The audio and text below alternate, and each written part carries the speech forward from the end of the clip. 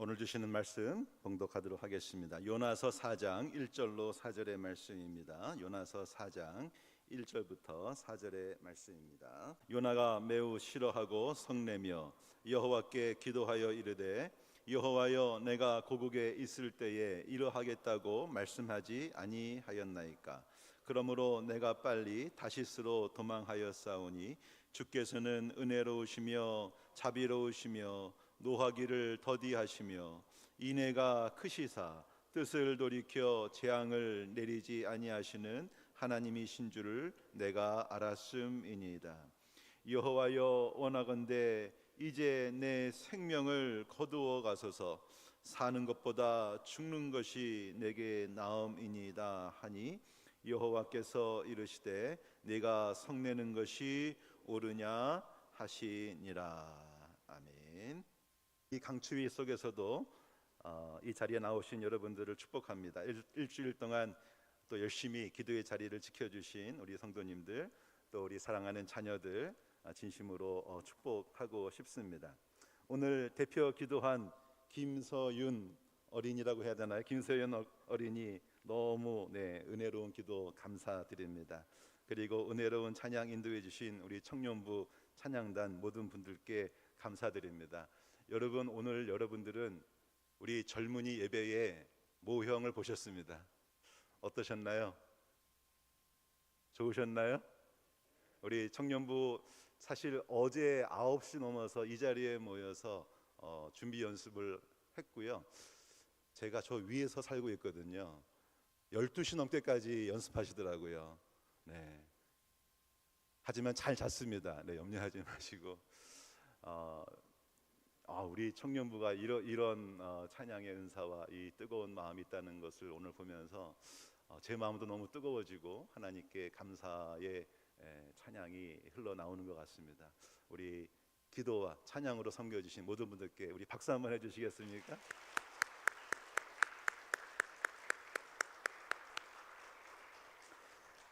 특세는 오늘이 마지막이지만 요나서 강해는 내일 주일 설교까지 해서 마무리하려고 합니다.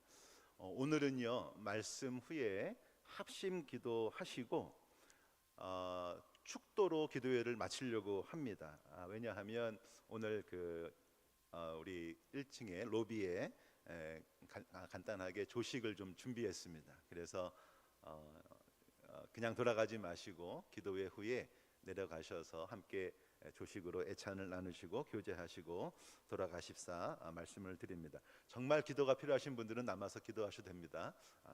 다른 분들은 축도 후에 함께 예찬의 시간 가지시면 좋겠습니다. 어제 우리는 니느웨 성에서 일어난 영적 대각성의 모습을 보았습니다. 이것은 분명히 하나님의 말씀에 순종한 요나로 인해 일어난 것이었습니다. 그러나 사실 그 모든 것 뒤에는 살아계신 하나님의 강력한 역사하심이 있었다는 것을 보았습니다. 부흥과 선교의 주체는 우리가 아니라 하나님이십니다. 그럼에도 불구하고 요나와 같이 고집스러운 우리들을 그 부흥과 선교의 자리로 부르시는 것은 잃어버린 영혼을 되찾은 그 하나님 아버지의 기쁨, 그리고 그 하나님의 그 감탄을 우리와 나누기를 원하시기 때문이다. 이렇게 말씀을 나눴습니다. 자, 이것이 요나서가 우리에게 전하고자 하시는 매우 중요한 메시지입니다. 전도와 선교는 하나님의 기쁨에 동참하라는 사랑의 초청이라는 것입니다. 사실 요나서는 이 전체 이야기를 봤을 때 요나서 4장은 굉장히 생뚱맞습니다. 오히려 4장이 없었다면 요나서 3장에서 니느웨 성 사람들에게 수십만 명이 회개하고 하나님께 돌아왔다. 할렐루야! 모든 영광 하나님께 돌립니다. 아멘! 이러고 끝나면 얼마나 좋았겠냐는 겁니다. 이 4장의 내용은 그 하나님께 대해서 요나가 분노를 쏟아내고, 그리고 하나님이 요나에게 이렇게 말씀을 주시면서 4장이 끝납니다. 끝나는 것도 굉장히 이상합니다. 뭔가 좀 허전하고 왜 이렇게 끝나지? 약간 이런 느낌이 드는. 그래서 왜 하나님은 3장에서 이야기를 끝내지 아니하시고 4장을 굳이 우리에게 남겨주셔서 이 이야기를 읽게 하시냐라는 것입니다. 우리 4장을 한번 오늘과 내일 묵상하면서 그 하나님의 마음을 우리가 함께 헤아려 볼 수 있으면 좋겠습니다.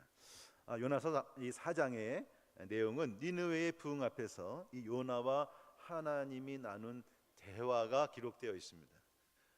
대화이지만 이것이 결국 기도이겠지요. 여러분, 요나가 물고기 속에서 하나님과 뭘 했습니까?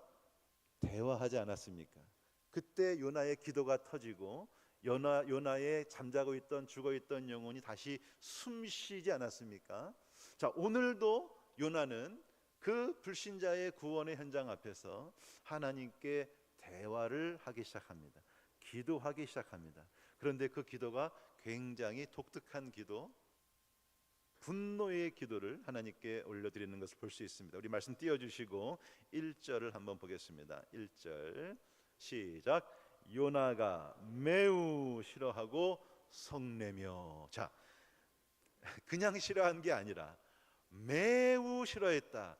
그 히브리어 언어를 보면 싫어했다 이렇게 끝내지 않고 그 뒤에 어떤 단어가 나오냐면 라아 하가돌이라는 단어가 나오는데 말 그대로 하면은 큰 악이다 이렇게 되어 있습니다. 큰 악을 품고 싫어함을 표현하고 있다는 겁니다. 이 라하가돌은 1장에서 하나님이 니느웨 성을 묘사할 때 사용하신 단어입니다.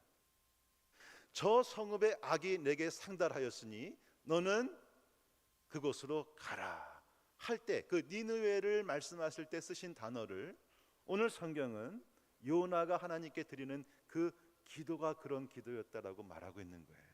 요나는 분노하고 있습니다. 악에 차 있는 겁니다.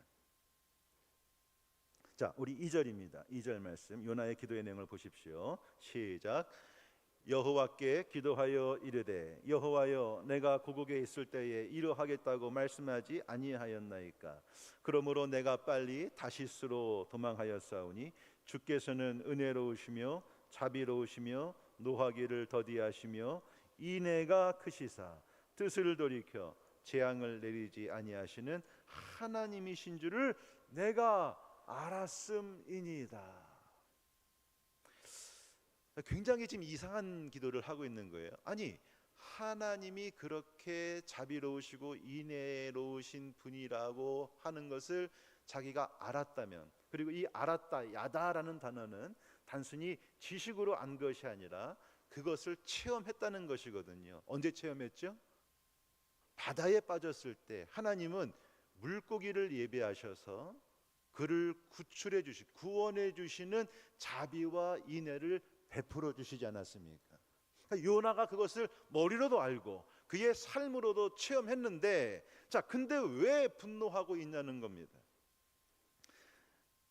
이 2절의 말씀은 요나가 그냥 하는 것이 아니라 성경을 인용하고 있는데요. 출애굽기 34장 6절과 7절의 말씀입니다. 출애굽기 34장 6절과 7절은 이제 그 모세가 첫 번째 십계명 돌판을 받아서 내려왔을 때 금송아지를 섬기는 이스라엘 사람들에게 이렇게 하나님의 화를 내면서 그 돌판을 깨뜨리지 않았습니까? 그리고 다시 시내산에 올라가서 두 번째 그 돌판을 받는 그 장면입니다. 거기에서 하나님이 이렇게 말씀하셨습니다. 6절에 여호와께서 그의 앞으로 지나시며 선포하시되 여호와라 여호와라 자비롭고 은혜롭고 노하기를 더디하고 인자와 진실이 많은 하나님이라.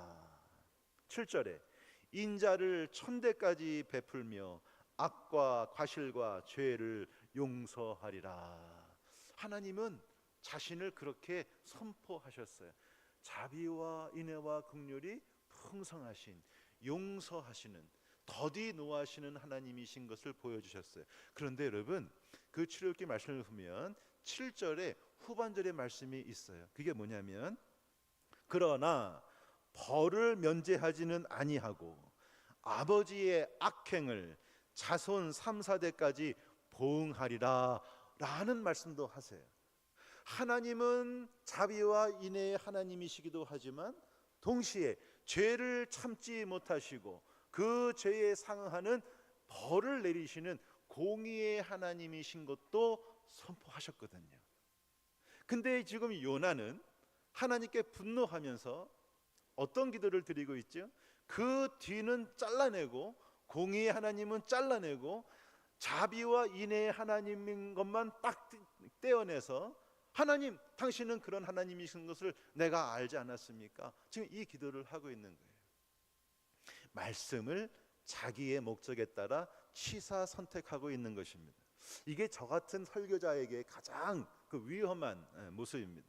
말씀이 말씀되게 하시고 말씀이 직접 말씀하시는 것을 받고 그 말씀을 잘 이렇게 준비해서 전하는 것이 설교자이지, 설교자의 어떤 생각이나 이런 얘기 해야 되겠다, 그럼 어떤 말씀을 근거로 삼을까, 그러면서 말이에요 거꾸로 말씀을 찾아서 그것을 말씀을 마치 이렇게 나의 생각을 합리화시키는 도구로 삼는 것, 이거 굉장히 무서운 것입니다. 여러분 혹시 제 설교를 들으면서 그런 게 보이시면 바로 저한테 경고를 날려주시기 바랍니다. 하나님이 말씀하시는 거거든요.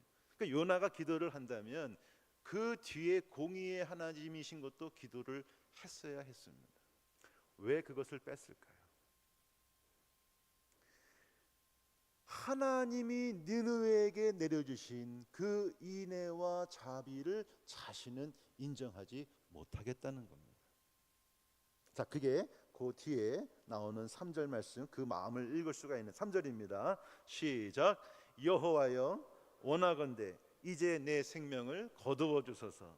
사는 것보다 죽는 것이 내게 나음이니이다. 사는 것보다 죽고 싶습니다. 정말 죽을 만큼 요나는 지금 분노하고 있습니다. 여러분, 요나는 하나님의 두 번째 명령을 받았을 때 순종하였습니다. 그리고 그 큰 성읍 니느웨를 향해서 두려움에도 불구하고 그 성읍을 찾아가 하나님 말씀을 대언하는 참 용기 있는 행동을 했습니다.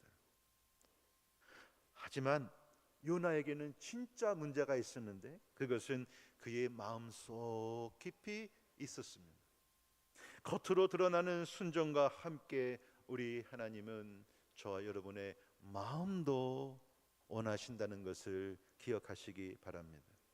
요나서가 3장에서 끝나지 아니하고 4장으로 이어지는 이유가 바로 여기에 있습니다. 하나님은 우리의 어떤 종교적인 행위, 어떤 종교적인 애씀, 이것과 더불어서 하나님은 우리의 마음도 원하신다는 것입니다. 지금 요나는 분노하고 있습니다. 왜? 그 마음을 주님께 드리지 못했기 때문이에요. 그럼 그 마음은 무엇이 있느냐? 팀 켈러 목사님의 방탕한 선지자에 이렇게 쓰고 계셨습니다. 요나는 사실상 그것 없이는 더 이상 살고 싶지 않습니다 라고 말하는 것, 그가 하나님 대신에 인생의 주된 기쁨, 이유, 사랑으로 받아들였던 것을 잃어버리고 있다. 그는 하나님과 관계를 맺고 있었지만 더 귀하게 여기는 것이 그의 마음을 지배하고 있었다. 그의 폭발적인 분노는 그것을 얻지 못한다면 하나님과의 관계까지 내다버릴 의향이 있음을 보여준다. 우리가 하나님 제게 A를 주시지 않으시면 당신을 섬기지 않겠습니다 라고 말할 때 그 A는 우리의 참 근거가 되고 최고의 사랑이 되고 진정한 신이 되고 가장 원하고 신뢰하는 대상이 된다. 여기서 요나는 그의 삶의 유일하고 참된 근원이 되셔야 할 하나님께, 저에게 하나님은 의미의 근원이 아닙니다 라고 말하고 있는 것이다. 여러분 이해가 되십니까?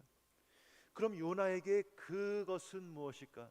요나에게 지금 마음을 지배하고 있는 그 숨겨진 신, 그 가짜 신은 무엇이었을까? 팀 켈러 목사님에 따르면 그것은 나라 사랑이었다 이렇게 말씀하십니다. 이렇게 말씀하세요. 그의 애국심은 자기 나라에 대한 관심과 사랑을 넘어선 일종의 신격화였다. 애국심은 매우 중요하지만 나라 사랑을 명분으로 사람들을 착취하거나 요나처럼 한 국민 전체가 영적으로 망하기를 응원하게 된다면 그것은 우리가 하나님보다 자기 나라를 더 사랑한다는 뜻이다. 이것은 분명히 우상 숭배이다. 여러분, 당연히 나라를 사랑해야죠. 내 민족 사랑해야 됩니다. 우리가 하나님을 사랑하고 우리 민족을 사랑하고 우리 이웃 사랑하는 것은 너무너무 중요하다는 거예요. 요나와 같은 상황이 우리에게 닥치지 않았으면 좋겠어요. 그런데 인류의 역사를 보면 자기의 나라와 민족을 지나치게 사랑한 나머지 다른 나라, 다른 민족, 다른 인종을 심하면은 이 지구상에서 쓸어버리려는 그 인간의 악이 여러분 우리 인류에 남아있지 않습니까? 얼마나 많은 아픔이 그래서 우리 인류 역사 속에 남아있냐는 것입니다. 요나에게는 그것이 나라 사랑이었다면 한번 여러분께 묻고 싶습니다. 저와 여러분에게는 어떤 우상이 우리의 마음을 지배하고 있습니까? 어떤 우상 때문에 하나님의 부르심에 우리가 반응하지 못하고 있습니까?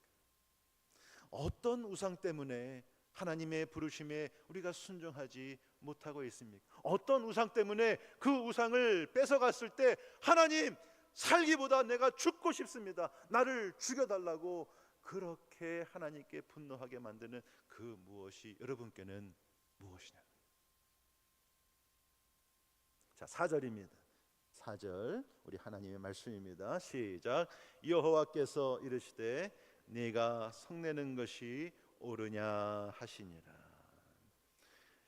여러분, 요나는 라하가돌 그 엄청난 악에 바쳐서 하나님께 분노를 쏟아내고 있는데 하나님은 너무나 부드럽게 요나에게 말씀하고 있습니다. 요나야, 요나야, 네가 왜 성을 내고 있느냐? 요나야, 요나야, 네가 성내는 게 맞는 것이냐 말씀하고 있습니다. 니느웨를 향한 하나님의 그 자비하심과 그 사랑이 지금 요나에게 다시 한번 임하고 있습니다. 하나님은 요나를 그 니느웨 성의 수십만 명의 사람의 무게와 동일하게 중요하게 여기고 계십니다. 그래서 3장에서 할렐루야라고 끝날 수 있었지만 하나님은 한 번 더 요나의 마음을 찌르고 계시는 겁니다. 한 번 더 요나의 마음을 들추어내고 계십니다. 왜요? 하나님은 요나를 너무나 사랑하시기 때문입니다.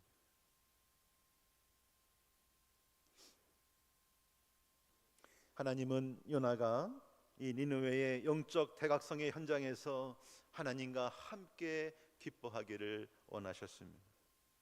수십만 명의 니느웨 사람들이 하나님 앞에 돌아오는 것에 요나는 감격했어야 했습니다. 하지만 그는 엄청난 분노를 쏟아냈습니다. 겉으로는 하나님께 순종하였지만 마음으로는 하나님을 떠나 있었습니다. 여러분, 지난 일주일 동안 이 강추위를 뚫고 이 새벽제단 나오시느라고 얼마나 수고하셨습니까? 어제 기도회 말씀 시간에 여러분을 봤을 때 굉장히 힘들어 보이시더라고요. 저도 그랬어요. 이게 일주일 특세가 쉽지 않구나. 네, 좀 일주일을 몽롱하게 지내는 것 같기도 하고 이 머릿속에 다 내일 말씀 꽉 차 있어가지고 말이에요. 우리 교육자분들이 얘기하면 잘 듣지도 못하고 막 이렇게 일주일을 보냈는데요. 여러분, 우리가 이렇게 어떤 노력하고 열심을 내고 또 순종해서 이 추위에 제단 앞에 나와서 기도하는 것 참 중요합니다. 하나님 기뻐하실 것입니다. 그런데 또한 여러분께 묻지 않을까요? 너 참 순종해서 고맙다, 너 참 잘한다. 그런데 너의 마음을 내가 원한다. 너의 마음까지 나에게 줄 수 있겠니? 오늘 이 새벽에 주님께서는 말씀하고 계십니다. 오늘 요나의 모습은 어제 언급했던 것처럼 누가복음 15장 두 아들의 비유 말씀 중에 그 첫째 아들의 모습과 동일합니다. 어제 읽었지만 오늘 한 번 더 읽어보겠는데요. 말씀 있으신 분들은 누가복음 15장 15절 이하를 25절 이하를 한번 펴보시기 바랍니다. 제가 빨리 읽어보겠습니다. 맏아들은, 이제 둘째가 돌아와서 잔치가 벌어진 상황인데, 맏아들은 밭에 있다가 돌아와 집에 가까이 왔을 때에 풍악과 춤추는 소리를 듣고 한 종을 불러 이 무슨 일인가 물은데 대답하되 당신의 동생이 돌아왔음에 당신의 아버지가 건강한 그를 다시 맞아들이게 됨으로 인하여 살찐 송아지를 잡았나이다 하니 28절 그가 노하여 들어가고자 하지 아니하거늘 아버지가 나와서 권한대. 29절 아버지께 대답하여 이르되 내가 여러 해 아버지를 섬겨 명을 어김이 없거늘 내게는 염소 새끼라도 주어 나와 내 벗으로 즐기게 하신 일이 없더니 아버지의 살림을 창녀들과 함께 삼켜버린 이 아들이 돌아오매 이를 위하여 살찐 송아지를 잡으셨나이다. 오늘 요나의 분노 똑같이 그 아버지의 인자와 자비와 사랑 앞에서 첫째 아들은 분노하였습니다. 30절 아버지가 이르되 예 너는 항상 나와 함께 있으니 내 것이 다 내 것이로되 이 내 동생은 죽었다가 살아났으며 내가 잃었다가 얻었기로 우리가 즐거워하고 기뻐하는 것이 마땅하다 하니라.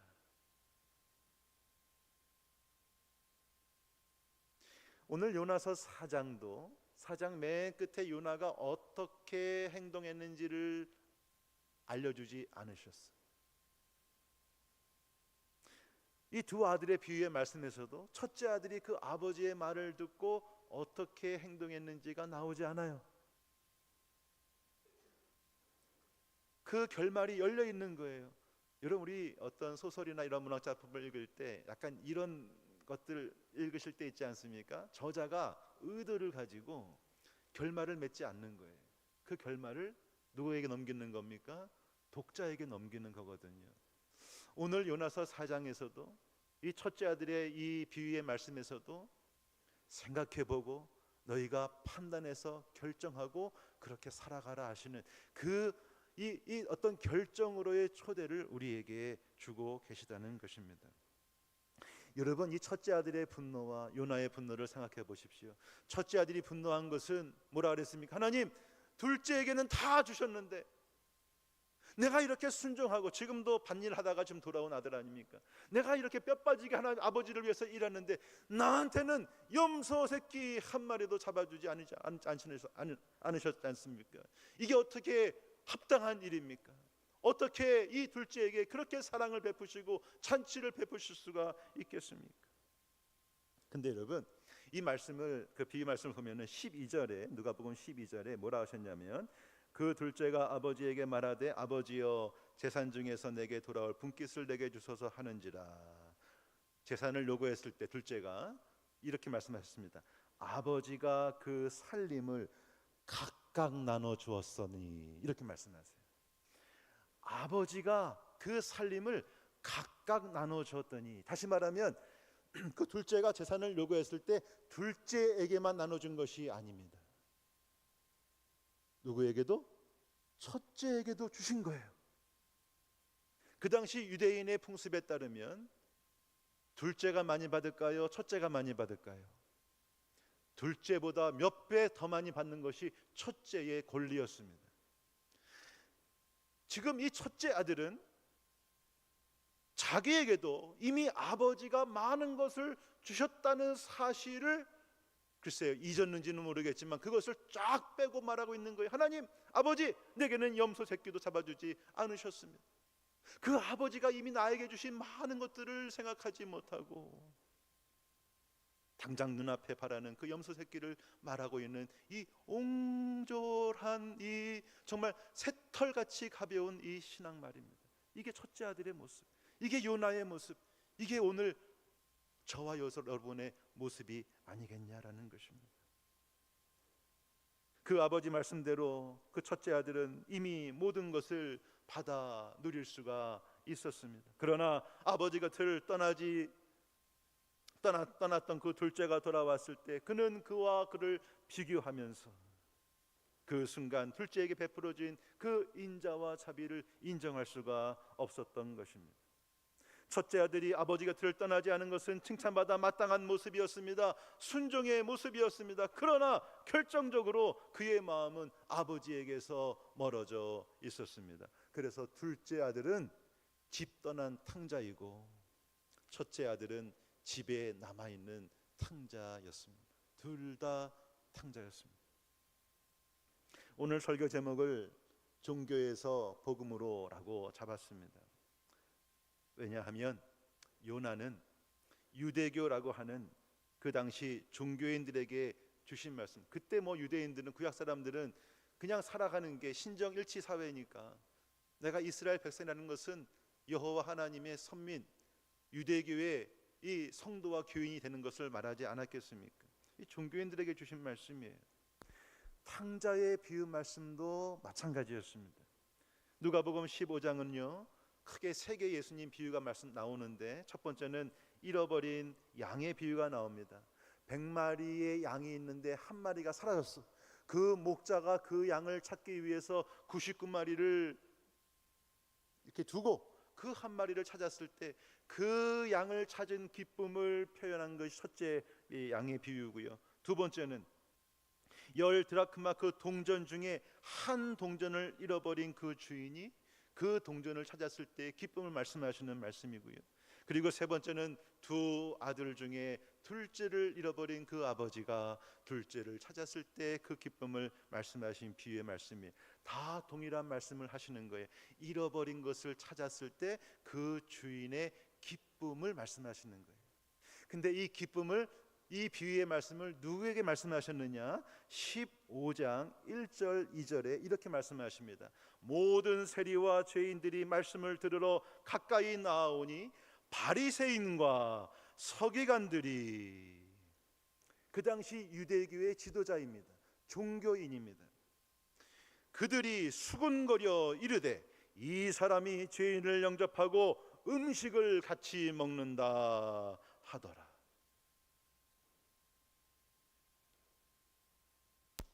그 종교인들에게 주신 말씀이에요. 요나서 이야기도, 두 아들의 비유의 이야기도 하나님의 선택받은 민족이라는 자기의 정체성, 이 정체성이 자기의 만족과 자기의 중심성과 결과 타자를 타인으로 배제하는 괴물로 번해버린 그 당시 유대교 종교인들을 향해 주시는 말씀이었다라는 것입니다. 첫째 아들은 말로는 하나님을 사랑한다 하고 겉으로는 11조, 주일 성수, 기도, 말씀을, 이 종교 행위는 열심히 하지만 마음으로는 하나님을 떠나 있는 그 당시의 유대교 종교 지도자들, 종교인들, 그리고 오늘날 이 교회를 다니는 성도들, 이 교회 지도자들까지도 이 말씀을 들어야 한다는 것입니다. 저와 여러분들도 어느 순간 그 종교인으로 전락할 수 있다라는 겁니다.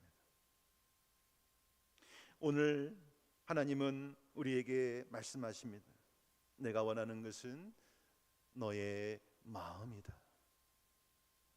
나는 네가 잃어버린 한 영혼이 내게 돌아왔을 때 내가 느끼는 이 기쁨과 감탄을 너도 함께 느낄 수 있으면 좋겠다. 나는 너를 누구보다 사랑한단다. 그러니 너도 그 사랑으로 이 세상의 모든 사람을, 니느웨 같은 그 원수까지도 사랑하기를 나는 원한다. 나는 너를 조건 없이 용서하였다. 그러니 너도 그 누군가를 조건 없이 용서할 수 있으면 좋겠다. 이 말씀. 사랑하는 아현중앙교회 성도 여러분, 우리가 항상 이 유대인처럼, 이 서기관과 바리새인처럼 어느 순간 겉으로 드러나는 종교의 행위만 일삼는, 그래서 교회를 다니고 말씀을 읽고 기도하고 헌금 생활 열심히 하고 그것으로 내가 할 일을 다 했다고 내 마음은 여전히 그 어떤 우상을 섬기며 하나님께 마음을 드리지 못하는 이러한 우를 범하지 않게 되기를 주의 이름으로 축원합니다. 종교인이 아니라 복음을 회복하십시다. 예수님의 십자가를 붙잡고 살아가십시다. 니느웨까지도 품으시는 그 하나님의 사랑, 그 사랑의 그 엄청난 크기와 넓이와 높이와 깊음 속에 빠져 살아가십시다. 하나님의 기쁨, 하나님의 감탄, 이것으로 날마다 우리의 삶이, 날마다 우리 아현중학교의 예배의 자리가 영적인 대각성이요 부흥의 자리요 다시 주님의 사랑과 그 주님의 부르심으로 가슴이 뛰는 그 분명한 현장이 되시기를 간절히 축원드립니다.